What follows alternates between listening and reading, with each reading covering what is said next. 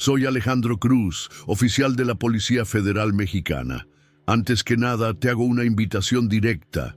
¿Alguna vez te has enfrentado a una escena tan brutal que el aire parece detenerse en tu pecho y el silencio pesa como plomo en tus oídos, incluso con las sirenas gritando a lo lejos?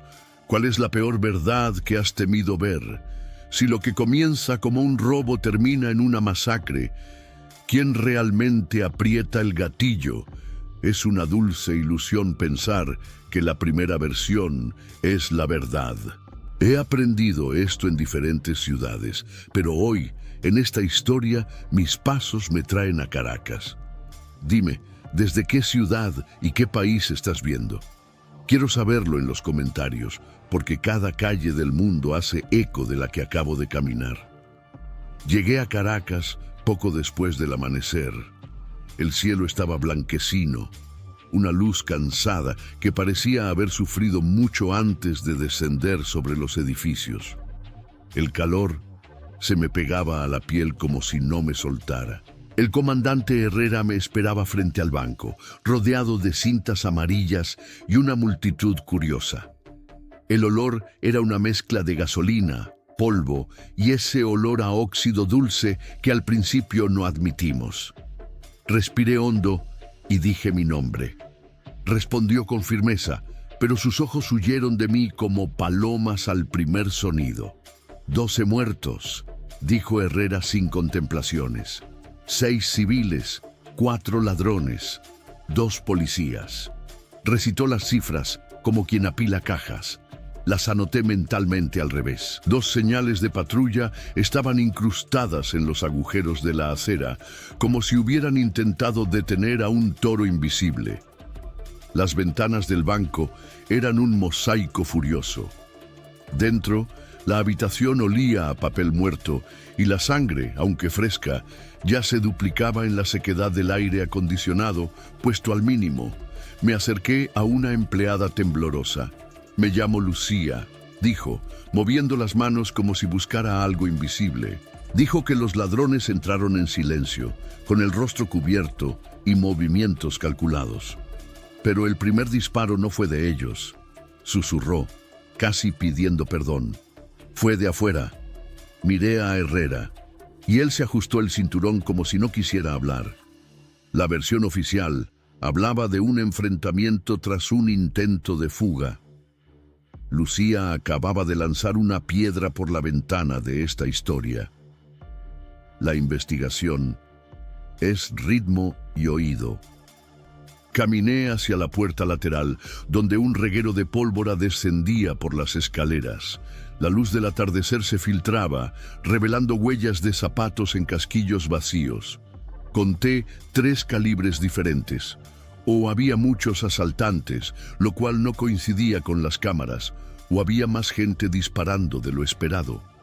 Fotografié mentalmente cada detalle, el zumbido lejano de las motocicletas, la respiración de los transeúntes, la curiosidad rabiosa de la ciudad.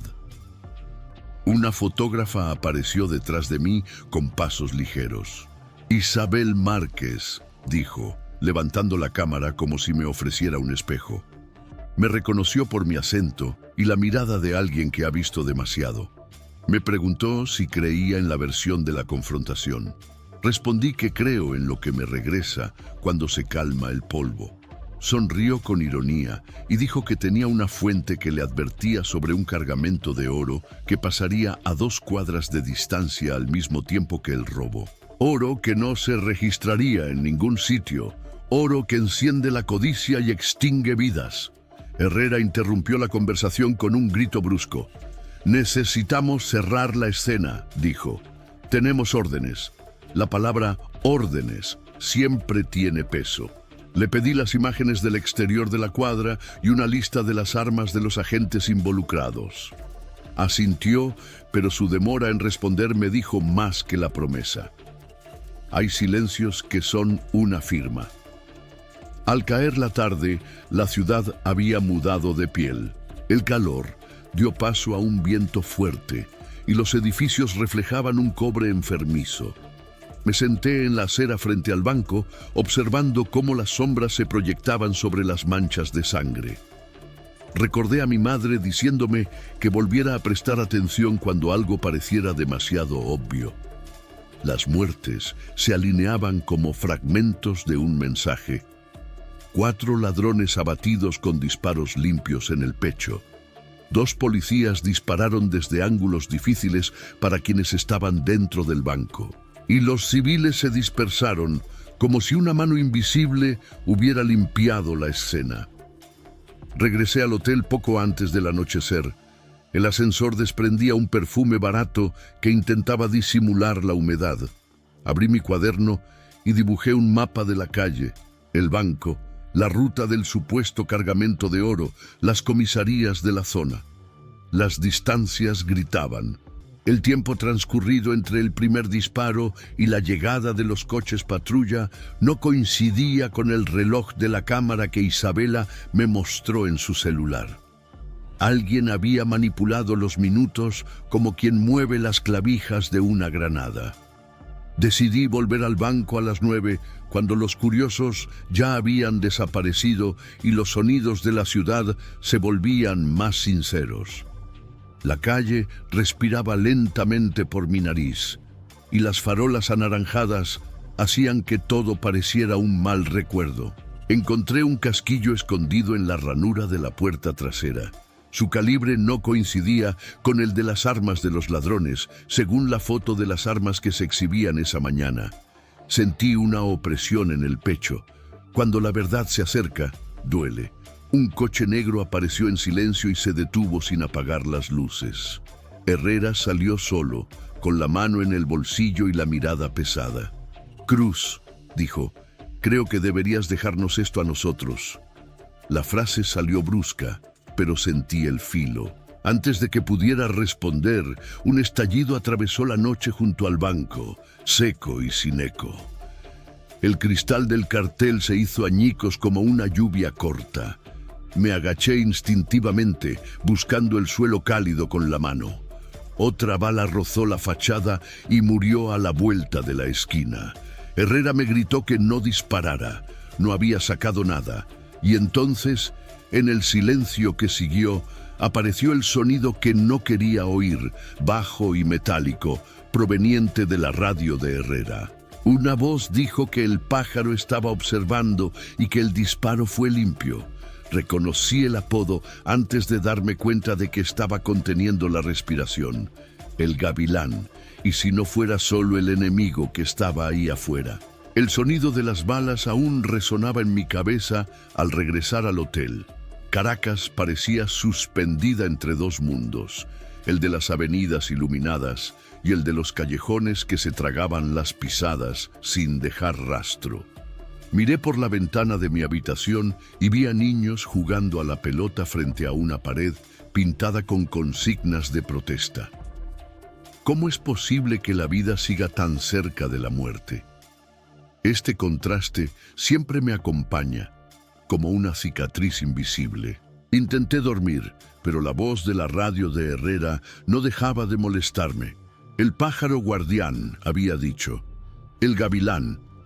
Un nombre que había oído en los reportajes mexicanos, asociado con el contrabando de armas y oro por la frontera amazónica.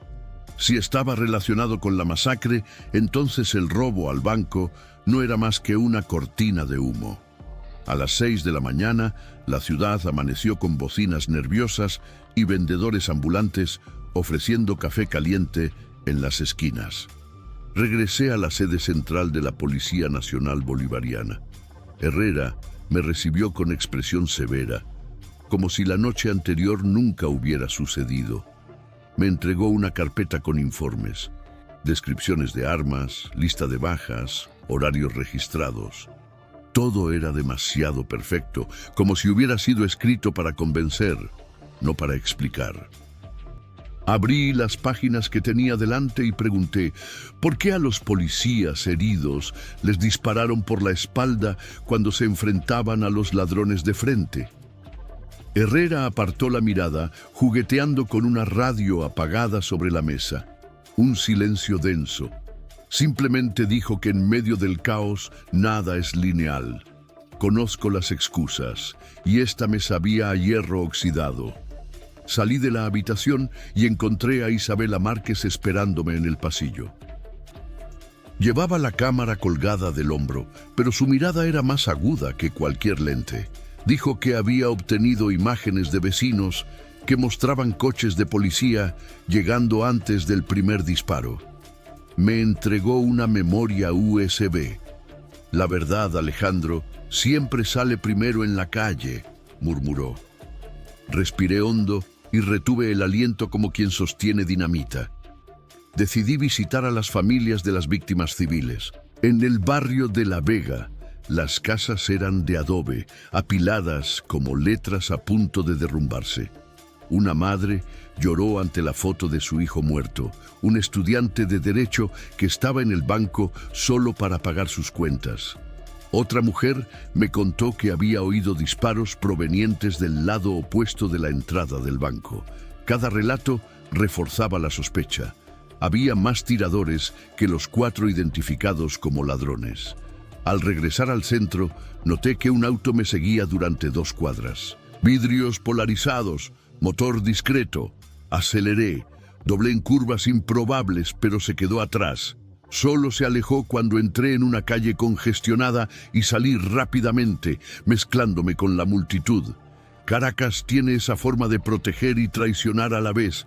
Cuanta más gente, más fácil es desaparecer. Esa noche me reuní con Herrera. Llevé algunas de las historias.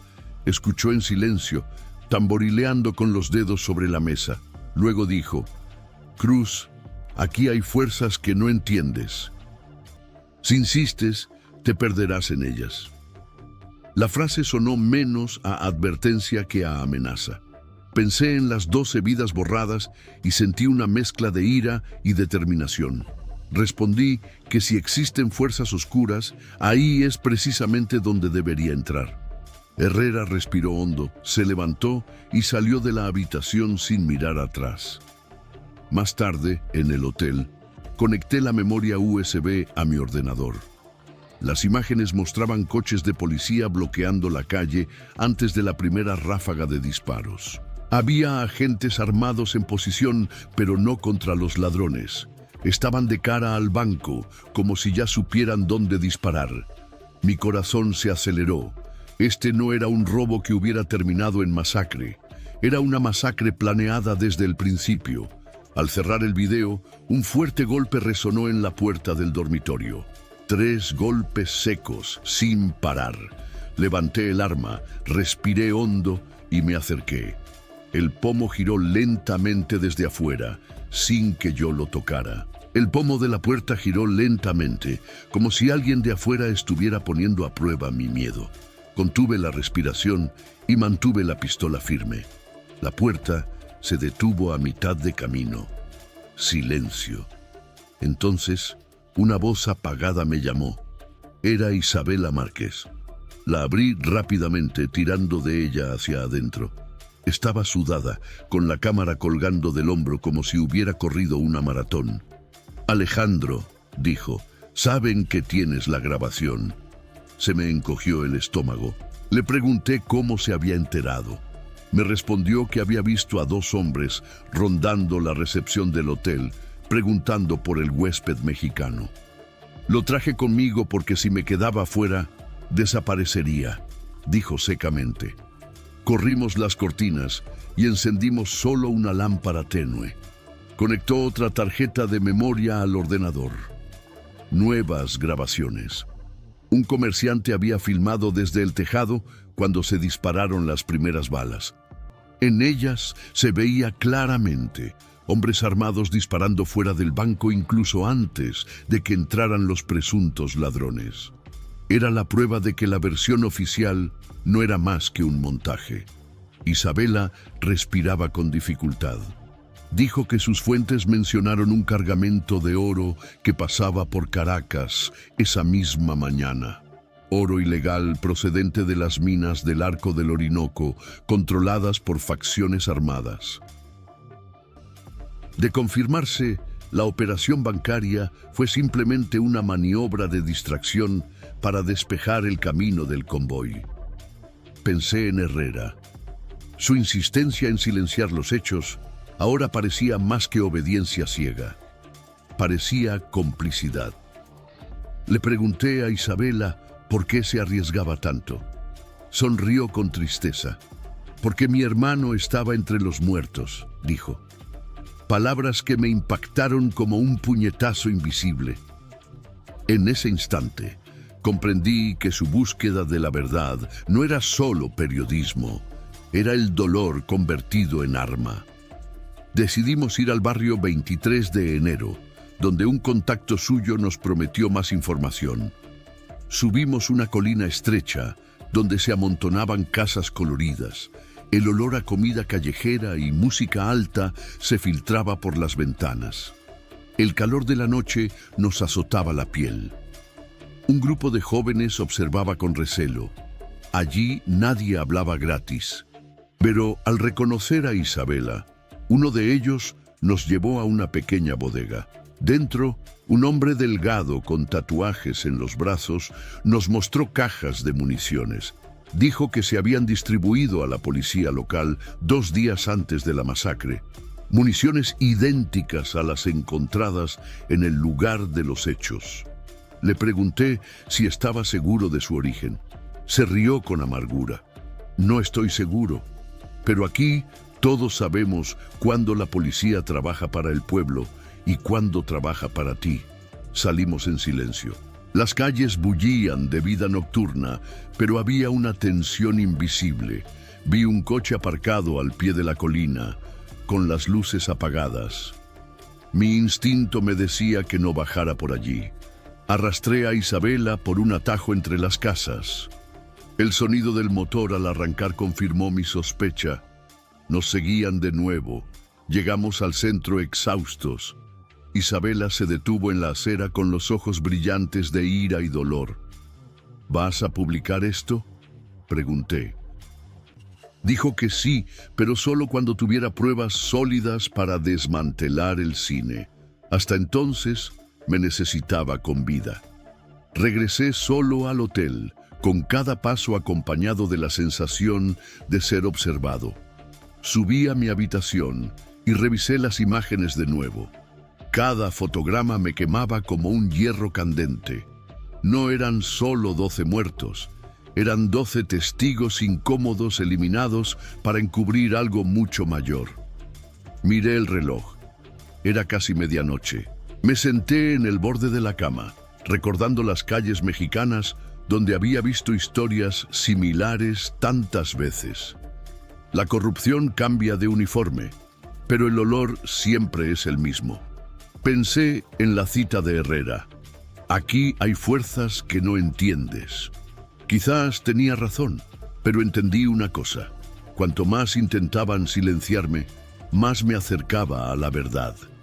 Cuando por fin apagué la luz, sonó el teléfono de la habitación. Un solo timbre seco, como un disparo.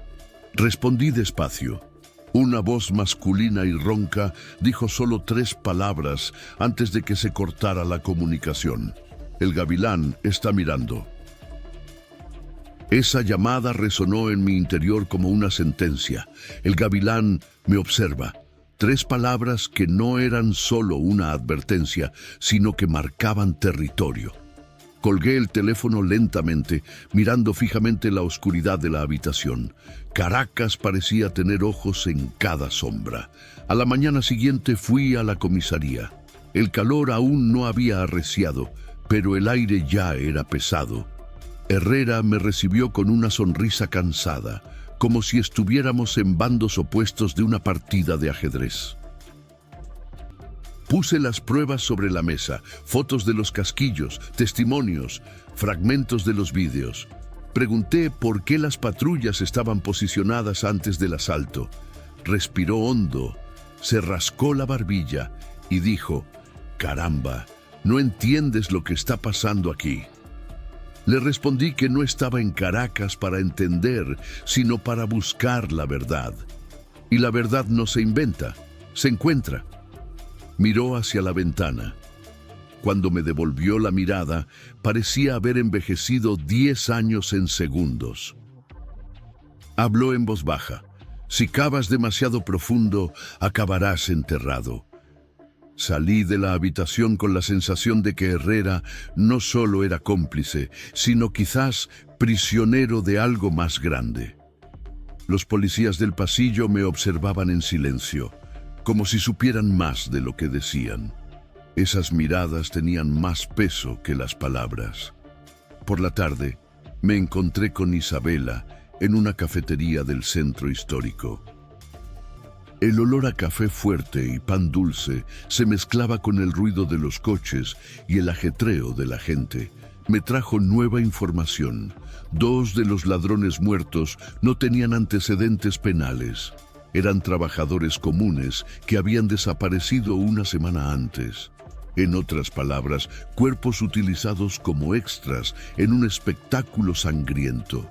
Mi ira aumentó. Alguien estaba montando un espectáculo de terror para encubrir negocios sucios. Cuando mencioné a Herrera, Isabela se inclinó hacia adelante. Dijo que había rumores de reuniones secretas entre él y representantes de empresas vinculadas a la minería ilegal. Oro. Siempre oro. Todo giraba en torno al mismo metal que corroe las conciencias.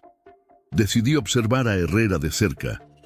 Esa noche, aparqué discretamente frente a un edificio del lado este. A las 9:45, lo vi llegar en un coche sin distintivos. Entró rápidamente mirando a su alrededor. Esperé media hora y luego subí. El edificio estaba en silencio, los pasillos tenuemente iluminados. Me acerqué a la puerta del apartamento por donde había entrado. Se oían voces apagadas desde dentro. Me acerqué al oído. Escuché una frase que me heló la sangre. El gavilán quiere garantías. Otra voz respondió que ya estaban entregadas. Se acercaron pasos. Rápidamente me retiré a las escaleras y bajé en silencio. Afuera, el cálido viento nocturno me trajo el olor a gasolina. Respiré hondo. La confirmación estaba ahí. Herrera no solo lo sabía, sino que estaba negociando con el gavilán. De regreso, vi a un motociclista siguiéndome. Aceleré y doblé 2 calles. Él seguía detrás. En la tercera curva, detuve el coche en el arcén y bajé con la pistola en la mano. El motociclista se detuvo a unos metros. Se quitó el casco. Era un hombre joven, de no más de 20 años. Le temblaban las manos. Me dio una nota y huyó. Lo abrí.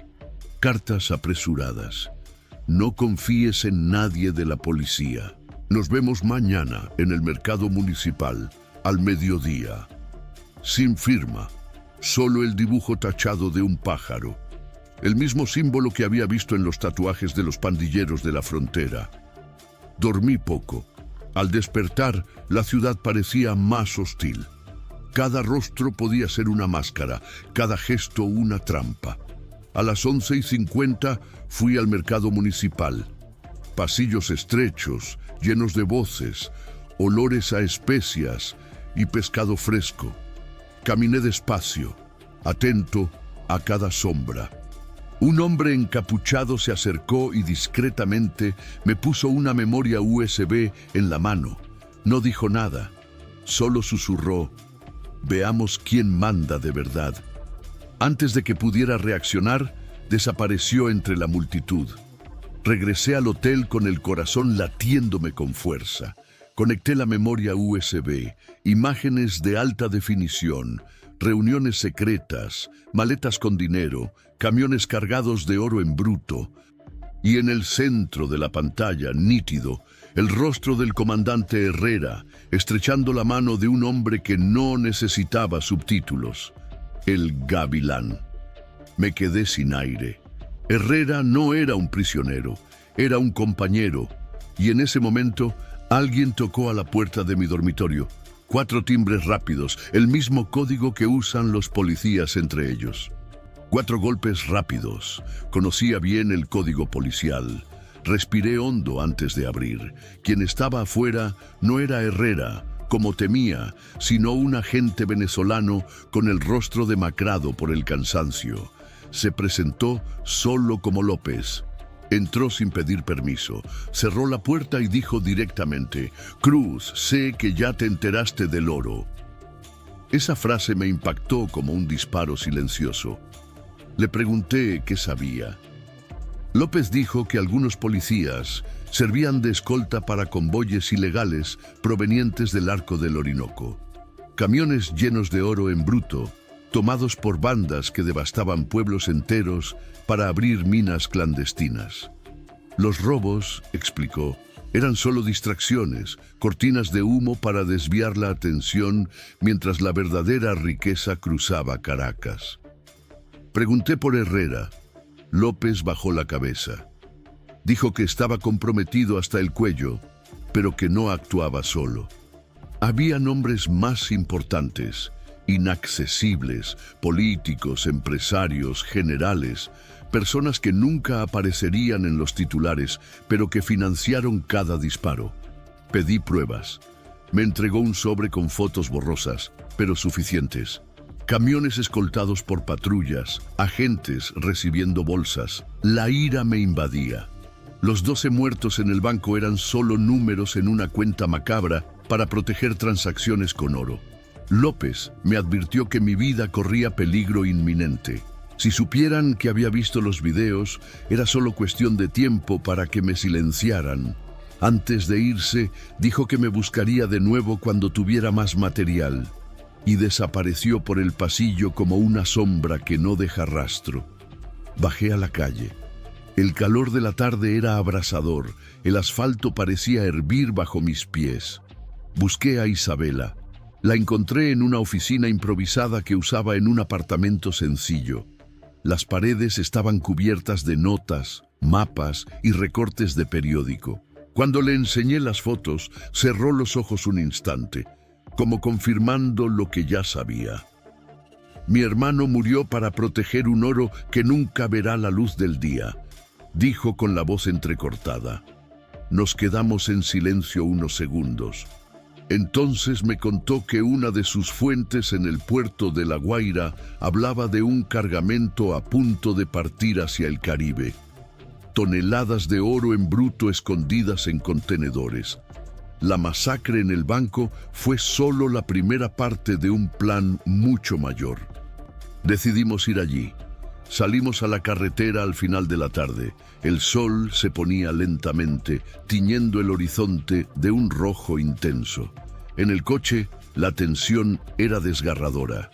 Isabela hablaba poco, pero sus ojos brillaban con determinación. Por dentro, yo libraba una batalla entre el deber y la supervivencia. ¿Hasta dónde llegar cuando todo parecía condenado a ser absorbido por el silencio? Llegamos a La Guaira de noche. El puerto bullía de actividad. Camiones entrando, grúas encendidas, sirenas aullando a lo lejos. Observamos desde lejos, ocultos entre contenedores abandonados. Y allí estaban, filas de camiones descargando cajas pesadas, custodiados por hombres armados. Entre ellos, vislumbré el perfil de Herrera, la confirmación definitiva de su traición. Tomé fotos con mi celular, intentando capturar cada detalle. Pero un sonido metálico detrás de nosotros me paralizó. Alguien nos había seguido. Me giré rápidamente, pistola en mano. Uno de los guardias nos miró con los ojos abiertos. No hubo tiempo para palabras. Disparó. La bala rebotó en el contenedor junto a Isabela. La agarré del brazo y corrimos por el laberinto de hierro. El puerto se convirtió en una jungla de ecos. Pasos pesados tras nosotros, voces dando órdenes, linternas cortando la oscuridad. Corrimos sin mirar atrás hasta llegar a una cerca baja. Saltamos y aterrizamos al otro lado, en una zona desierta. Respirando agitadamente, nos mezclamos con un grupo de pescadores que regresaban con las redes vacías. En el coche, con el pecho aún ardiendo de adrenalina, le enseñé a Isabela la foto de Herrera en el puerto. Apretó los puños.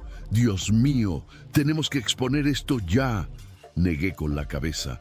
No tenemos pruebas suficientes para desmantelar todo el plan. Si lo revelamos antes de tiempo, nos enterrarán antes de que se sepa la verdad. De regreso, los faros iluminaron una oscuridad interminable. Y entonces me di cuenta, había otro coche siguiéndonos a distancia, con las luces siempre encendidas en el retrovisor. Intenté adelantarlo en las curvas, pero no retrocedía. Al entrar en Caracas, la persecución se hizo evidente. Aceleré. Isabela se aferró con fuerza a la puerta.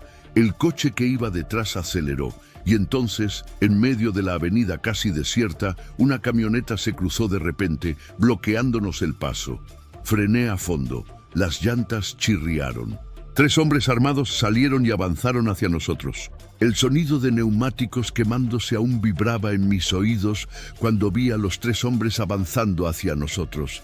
Cada paso resonaba como un martillo sobre hierro frío. Tomé a Isabela del brazo, abrimos las puertas al unísono y nos pusimos detrás del coche. Los disparos llegaron poco después, destrozando las ventanas y llenando el aire de metralla. El instinto me dominó. Apunté rápido, 2 disparos certeros. Uno de los hombres cayó. Los demás se retiraron al camión. Gritos, motores, y en segundos desaparecieron en la oscuridad de la avenida. Un silencio denso. Solo el eco lejano de perros ladrando en algún callejón. Isabela temblaba, pero sus ojos ardían de furia. No era la primera vez que alguien intentaba silenciarla, pero ahora formaba parte de mi guerra. La ayudé a levantarse, volvimos al coche averiado y condujimos hasta un aparcamiento vacío. Respiré hondo, intentando controlar mi corazón acelerado. Esa noche no dormimos. Repasamos cada detalle, cada rostro, cada movimiento. ¿Quién sabía exactamente dónde estábamos? ¿Quién nos había traicionado? Los únicos con información sobre nuestra investigación eran Herrera, López y algunos agentes que me habían conocido en el cuartel. La infiltración no era una suposición, era un hecho. Al amanecer, regresé al cuartel. Los pasillos estaban aún más cargados, como si cada oficial llevara un secreto en el bolsillo. Encontré a López en una pequeña habitación. Parecía nervioso, mirando constantemente hacia la puerta. Cuando le conté lo del ataque, palideció. Juró no haber dicho nada, pero sus ojos delataban miedo. Insistí. Pregunté quién más conocía la evidencia. Dudó un momento y luego reveló un nombre. El coronel Ramos, superior directo de Herrera. Un hombre respetado, pero según López, con viejos vínculos con el contrabando. Comprendí que estábamos entrando en una red mucho más profunda. Salí del cuartel con la sensación de que me seguían. La ciudad parecía más ruidosa que nunca. Bocinas, vendedores, sirenas, cualquier sonido se convertía en una alarma. Encontré a Isabela en un café escondido y le mostré lo que había descubierto. Escuchó en silencio y dijo: «Si la infiltración viene de arriba, no tenemos dónde pararnos. La única opción que nos queda es exponerlo todo, aunque cueste caro». Antes de poder responder, vi a 2 hombres sentados en una mesa cercana. Vestían ropas demasiado sencillas como para pasar desapercibidas. Uno de ellos hablaba en voz baja por la radio, que llevaba escondida bajo el abrigo. Le hice una señal a Isabela. Nos levantamos lentamente y salimos por la parte de atrás. Caminamos rápido por calles estrechas, adentrándonos en callejones hasta llegar a una plaza desierta.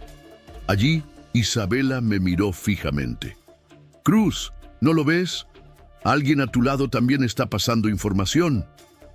Pensé en México, en mis superiores.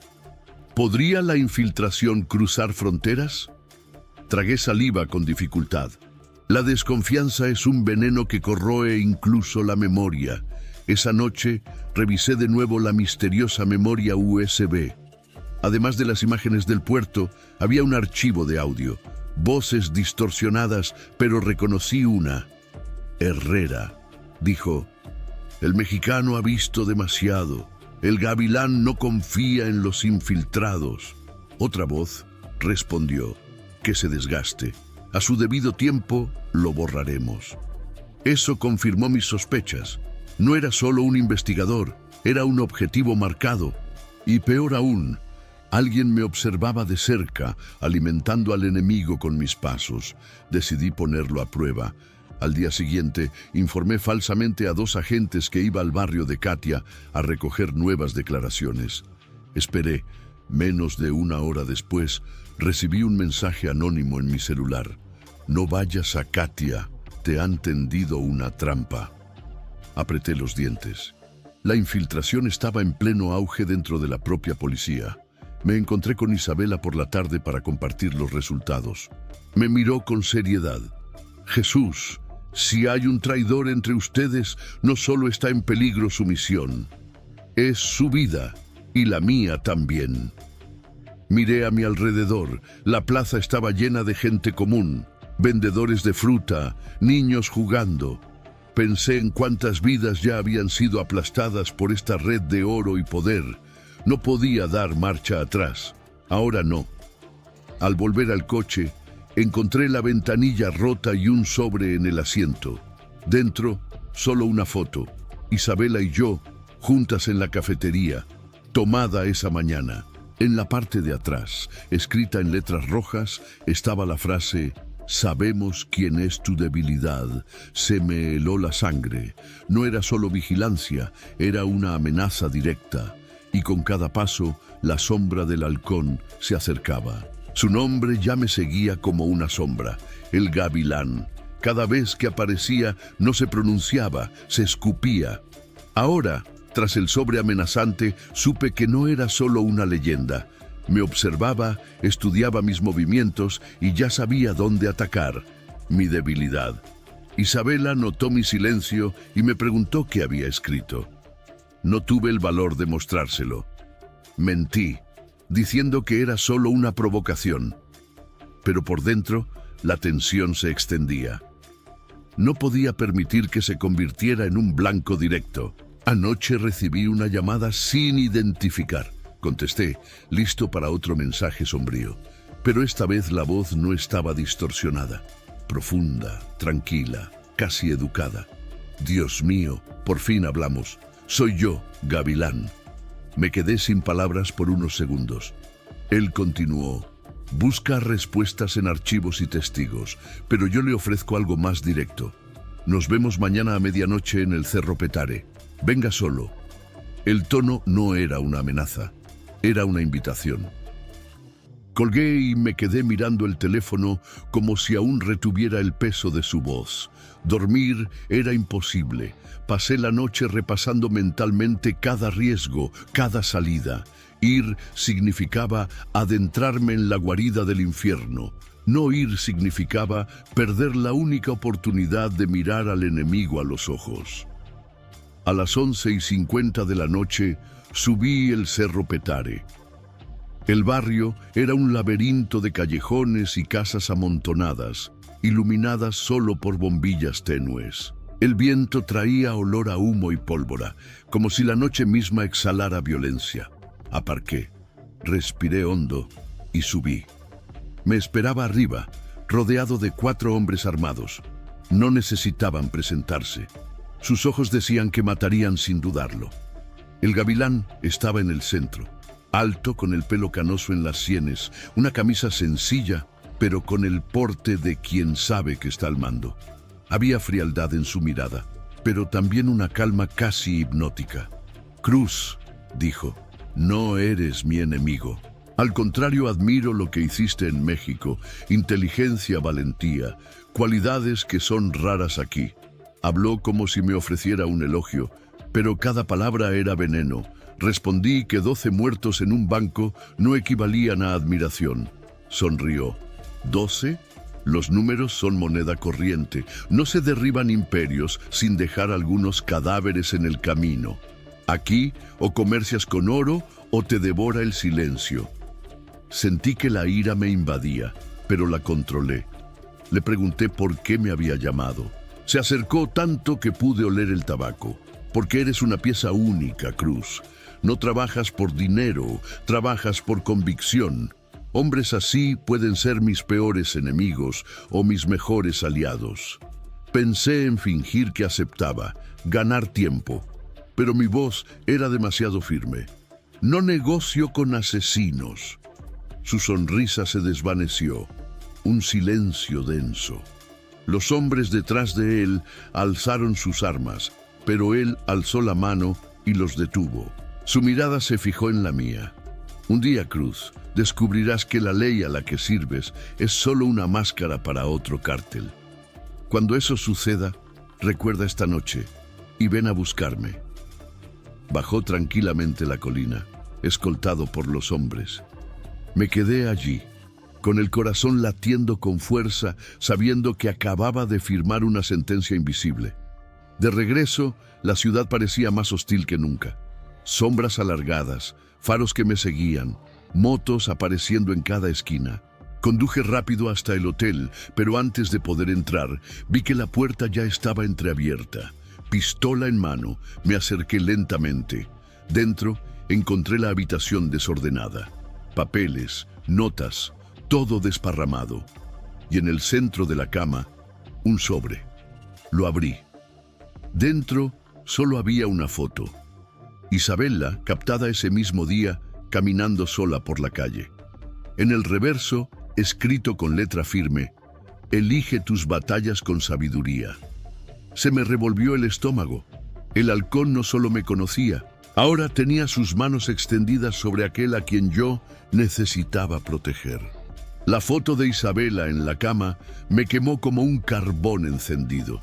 Gavilán no solo me observaba, ya controlaba cada paso a mi alrededor. Esa noche decidí que no podía seguir reaccionando. Era hora de actuar. Por la mañana busqué a Herrera. No confiaba en él, pero sabía que estaba metido hasta el cuello en el asunto. Si quería sobrevivir, tendría que escucharme. Entré a su oficina sin esperar invitación. Tiré la foto de Isabela sobre el escritorio. Su rostro se endureció. Si seguimos fingiendo, los dos seremos cadáveres antes de la semana que viene, dije. ¿Qué propones, Cruz?, preguntó cruzándose de brazos. Una trampa. Usa el oro contra él, le expliqué. Sabíamos del cargamento en La Guaira. Podríamos falsificar un nuevo envío y pasarles la información correcta a los hombres de Gavilán. Cuando vinieran, tendríamos equipos listos para rodearlos. Herrera guardó silencio, tamborileando con los dedos. Finalmente, asintió. Funciona si nadie de arriba lo sabe. Cuanta menos gente esté involucrada, mejor. Salí de allí sintiéndome como si estuviera cosiendo mi propia mortaja. Pero no había alternativa. Esa noche se lo conté a Isabela. Sus ojos se llenaron de miedo, pero también de esperanza. Si logramos atrapar al Gavilán, la verdad resonará, dijo. Los días siguientes transcurrieron en una preparación silenciosa. Elegimos un almacén abandonado cerca del puerto. Difundimos rumores de que un cargamento de oro en bruto procedente del sur pasaría por allí. López ayudó con los detalles, pero su nerviosismo aumentaba con cada hora que pasaba. Empecé a dudar de si llegaría hasta el final. La noche señalada, el almacén se sumió en un tenso silencio. Coches discretos por todas partes, agentes en puntos estratégicos. Herrera y yo estábamos dentro, fingiendo custodiar las supuestas cajas de oro. A cada minuto que pasaba, nuestra respiración se hacía más pesada. Poco después de medianoche oímos motores. Se acercaban camionetas con las luces apagadas. Hombres armados descendieron calculando sus movimientos. El Gavilán apareció en el centro, tranquilo como siempre, mirando en todas direcciones. Me picaba el dedo en el gatillo, pero cuando di la señal no pasó nada. Las radios se silenciaron. Ningún agente respondió. Miré a Herrera, que evitaba mi mirada. En ese instante lo comprendí. La trampa no era para Gavilán, era para mí. Sus hombres rodearon el almacén. Uno de ellos abrió las cajas frente a nosotros. Vacías. Herrera finalmente levantó la vista. «Cruz», Debiste haberme escuchado cuando te dije que no entendías este país. Me hirvió la sangre. Saqué mi pistola, pero sentí el cañón frío de otra en la nuca. Uno de los secuaces ya estaba detrás de mí. El gavilán sonrió. Tienes coraje, mexicano, pero el coraje sin aliados es un suicidio. Intenté hablar, pero me pidió silencio. Se acercó y me dijo al oído: te voy a dar la oportunidad que pocos tienen. Trabaja conmigo o muere esta noche. Miré a Herrera. Su mirada ya no reflejaba peso, sino sumisión. Comprendí que nunca había estado dividida. Siempre había pertenecido a ese bando. La tensión me atravesaba la piel como un cuchillo. Mi mente daba vueltas, buscando una salida. De repente, se oyeron disparos afuera, gritos, gente corriendo. Alguien había atacado el almacén por sorpresa. El gavilán se giró furioso, ordenando a sus hombres que reaccionaran. En medio del caos, empujé al secuaz que me apuntaba con una pistola y rodé detrás de una pila de cajas. El sonido de los disparos llenó el espacio como una tormenta de hierro. Isabela. Pensé en ella inmediatamente. Si estaba involucrada, corría peligro de muerte. Intenté localizar de dónde venían los disparos, pero el humo y la confusión me impidieron ver.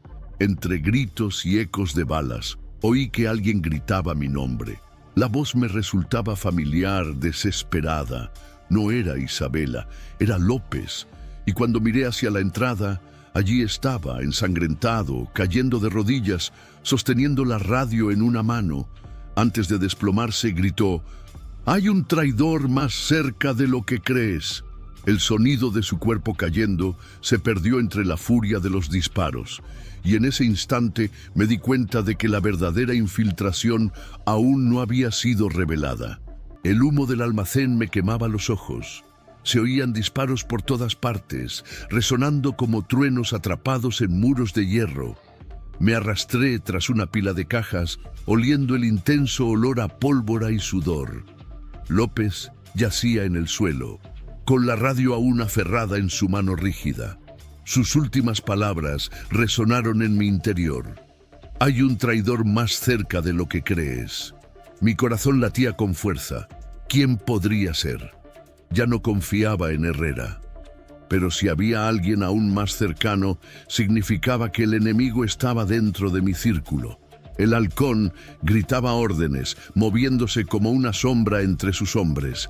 Vislumbré su perfil, iluminado por el destello de un disparo. Frío, impasible, como si la guerra fuera solo un cálculo. Intenté avanzar hacia la salida, pero dos secuaces me rodearon. Derribé a uno con una patada fuerte y desarmé al otro con un puñetazo en la mandíbula. Tomé su arma y lo seguí. Cada segundo era una lucha entre la supervivencia y la verdad. Afuera, el caos era aún peor. Las patrullas ardían, las luces destellaban y se oían gritos de pánico. Los policías se peleaban entre sí. Me di cuenta de que esto no era solo una operación contra el gavilán, era una guerra interna. Facciones dentro de la propia fuerza se disputaban el control. Busqué a Isabela. Por fin la vi, escondida detrás de un coche, cámara en mano, filmándolo todo. ¡Qué valentía! Corrí hacia ella y la jalé del brazo. «Morirás si te quedas aquí», grité. Ella respondió sin aliento: «Si muero, al menos el mundo lo verá». En ese momento, una voz sonó a mis espaldas, profunda, llena de falsa calma. «Baja el arma, Cruz». Me giré lentamente. Herrera estaba allí, apuntándome con su pistola. El reflejo rojo de las llamas iluminaba su rostro. «Te lo advertí», dijo. «No entiendes este país. No es oro, no es poder, es supervivencia. Aquí, quien no elige un bando es absorbido». Tragué saliva con fuerza, apunté bajo. ¿Y a cuántos inocentes tienes que tragarte para sobrevivir? ¿No te bastaron 12? Respiró hondo, pero su mirada no vaciló. 12 o 1000, da igual. Nadie se acordará mañana. Sentí la ira arder en mi pecho como fuego. Isabela me apretó la mano, rogándome en silencio que no disparara, pero antes de que pudiera reaccionar, sonó otro disparo. El cuerpo de Herrera se tambaleó hacia adelante. La sangre goteaba sobre su uniforme. Alguien le había disparado por la espalda. Miré rápidamente y entonces lo vi. No lo creí al instante. Era uno de los míos, un oficial mexicano que me acompañaron para brindarme apoyo discreto. Ramírez, un hombre al que consideraba un compañero, un amigo de toda la vida. Bajó el arma y me miró fijamente. Lo siento, Cruz, pero no lo entiendes. La orden vino de arriba. No era investigar, era observar y guardar silencio. Mi mundo daba vueltas. Ramírez, el traidor estuvo conmigo desde el principio. Cada paso mío, cada pieza de información había sido entregada al gavilán. Levanté el arma con manos temblorosas. «¡Mataste a López! ¡Descubriste la trampa! ¡Me pusiste en el blanco!» Ramírez no lo negó. Simplemente dio un paso hacia mí. «Si me disparas, no volverás a casa. No sabes con quién te estás metiendo. México está tan involucrado como Venezuela». El suelo parecía desaparecer bajo mis pies. No solo hablaba de corrupción local. Hablaba de algo más grande, transnacional, una red que traspasaba fronteras. Detrás de nosotros, el halcón se acercaba con calma, sonriendo, como quien ve una obra de teatro cuyo final ya conoce. «¿Ves, Cruz?», dijo. «No necesito destruirte. Tus propios hermanos lo hacen por mí». Se me cortó la respiración. Ramírez volvió a levantar el arma, no hacia mí, sino hacia Isabela. «Elige, Cruz, sigue las órdenes o salva a la mujer». El mundo se congeló. Mis manos sudaban, el tiempo parecía estirarse. Frente a mí, el traidor que cargó con años de compañía. A su lado, la periodista que arriesgó su vida por la verdad. Detrás, el gavilán, director de una sinfonía de sangre. Pensé en mi madre, en todas las veces que dijo: «El silencio es una elección, y cada elección tiene un precio». Ahora el precio estaba ante mí. El dedo de Ramírez apretó el gatillo. Resonó en el almacén destruido y su cuerpo cayó pesadamente, con la mirada fija en mí. No hubo victoria en el gesto, solo el peso de enterrar a un hermano uniformado. La traición sabe a óxido. Isabela respiraba con dificultad a mi lado, pero estaba viva. Le sostuve la mano un segundo, solo para sentir que aún había algo humano en medio del caos. El gavilán avanzó unos pasos, sin prisa. Sus hombres seguían disparando con la policía afuera, pero él parecía ajeno a todo, como si la guerra fuera un espectáculo solo para nosotros dos. «¿Ahora lo entiendes, Cruz?», dijo, mirando el cuerpo de Ramírez. «Crees que estás luchando contra mí, pero el enemigo ya lleva el mismo uniforme que tú». Tragué saliva con fuerza, manteniendo mi arma en alto. «Tal vez, pero todavía hay una opción, y la mía no es el silencio». Sonrió, pero esta vez no había calma. Había furia. Levantó la pistola y el tiempo pareció alargarse. El sonido de los disparos se mezcló, el suyo, el mío, luz y pólvora. Cuando abrí los ojos, vi al gavilán tambaleándose, con la camisa clara manchada de sangre. Cayó de rodillas, pero aún así intentó decir algo. Me acerqué. «Eso no cambia nada, mexicano», susurró. «Siempre habrá otro gavilán». Sus ojos se quedaron en blanco. Afuera, los disparos cesaron gradualmente. Los hombres restantes huyeron como sombras disueltas. El silencio invadió el almacén. Respiré hondo, saboreando el sabor metálico de la noche. Ayudé a Isabela a salir de allí. El amanecer ya teñía el cielo de gris y naranja. La ciudad despertaba, ajena a la guerra que se había librado horas antes. Los coches tocaban la bocina, los vendedores abrían sus puestos, los niños corrían por las aceras. La vida insistía en continuar. En el hotel, Me senté frente a la libreta donde anoto cada misión. Anoté los nombres de los 12 muertos del banco, el de López y sí, el de Ramírez también. No importa la traición, toda vida merece ser recordada. Isabela editó las imágenes capturadas. Juntas eran evidencia suficiente para exponer la mina de oro, la complicidad policial y la presencia del gavilán. Pero sabíamos que publicarlas significaba enfrentar fuerzas mayores, que cruzaban fronteras y se escondían tras vínculos. Pensé en lo que dijo. Siempre habrá otro gavilán. Quizás era cierto, pero mientras haya alguien dispuesto a alzar la voz, investigar y resistir, siempre habrá una oportunidad. Miré la cámara de Isabela, que ahora me apuntaba. Quería grabar mi testimonio. Respiré hondo y dije, soy Alejandro Cruz, agente de la Policía Federal Mexicana. Vine a Venezuela buscando respuestas sobre un robo. Encontré una red de oro, poder y sangre. Perdí amigos, vi traiciones, pero también vi valentía. Esta no es solo mi historia, es un espejo. Cada uno de ustedes, en cada ciudad, en cada país, vive rodeado de sombras que intentan comprar el silencio. La elección siempre es la misma, silencio o resistencia. Elegí la resistencia. Cerré el cuaderno.